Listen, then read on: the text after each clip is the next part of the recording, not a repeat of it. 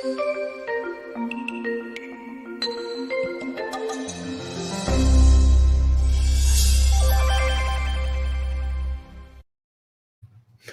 and welcome to another episode of Mental Health Matters. I can't believe we're on episode 13, and I am so glad to welcome today to this discussion a friend of mine that we've been friends since I think we were like 5 years old or maybe 4 years old.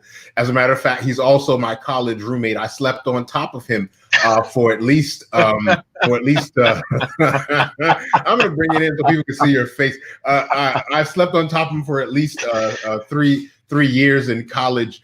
And I have my good friend, Malcolm Bernard, who's a licensed professional counselor out of Virginia. And I'm very glad to welcome you, Malcolm, to the show. And of course, you know that May is Mental Health Awareness Month. And I wanted to bring you on to sort of talk about depression, to talk about what it looks like, to talk about what some of the challenges are that people are going through as they deal with depression. So just say hello. Don't say nothing about me. I won't say nothing about you. Welcome the people.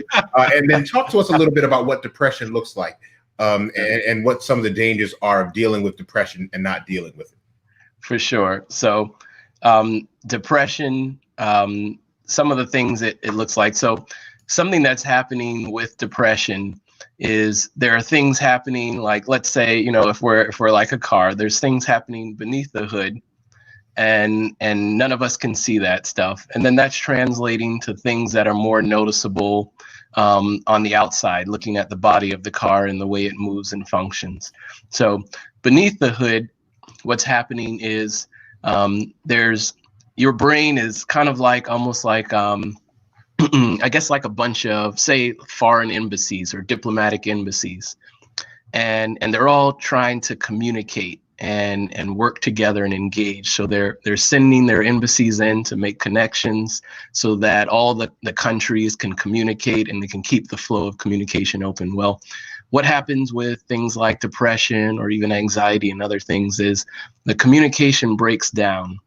And in a sense, in your brain, they're pulling back the diplomats out of the country. And that's when you know that trouble's about to begin.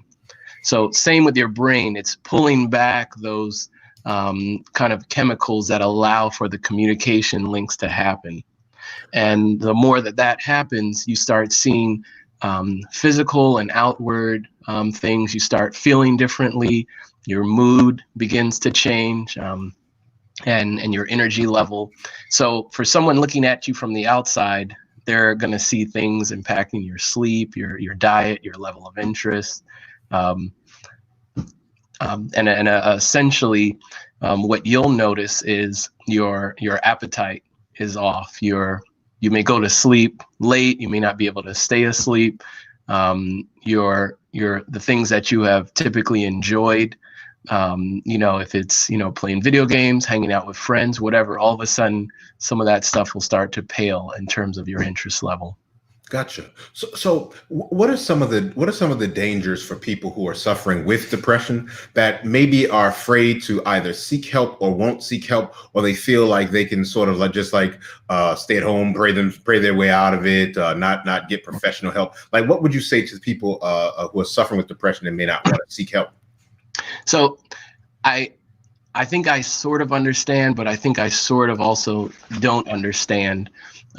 We hold the brain just as a physical organ. We hold it with too much awe and respect.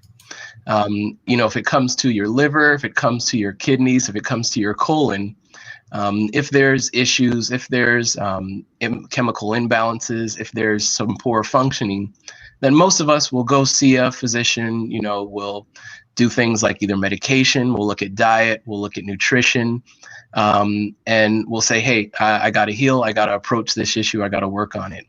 When it comes to the brain, we treat it with so much awe and mystery that it's almost like, as soon as we say mental health, as soon as I say I'm having a mental health challenge, then all of a sudden, the conversation kind of freezes up. We don't know what to say. We feel shame. We feel embarrassment.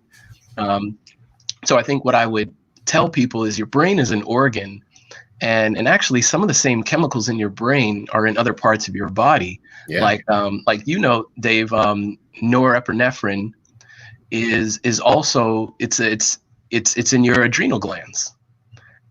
So, I think we need to stop treating the brain like it's so magical and mystical, and like we should have so much shame and fear around it.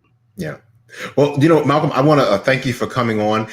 Maybe you should come on later on to talk about what we do to sort of treat depression, or what are some of the tools that people can use if they're dealing with depression. But for this mental health awareness month, we just want to make sure that we put up some resources in case you need them, in case that you need to seek help and you need to find places or get ideas about where you can seek help. By all means, don't suffer in silence by yourself. Make sure you seek the help that you need. Listen, Malcolm, I want to thank you for coming on. You've gotten so much smart. No, I'm just playing. I want to thank you for coming on. It's good seeing you, my brother. And you too, brother. And we'll have you back on. And then, of course, for those of you who are watching, you can join us again tomorrow for another episode of Mental Health Matters. Have a wonderful day.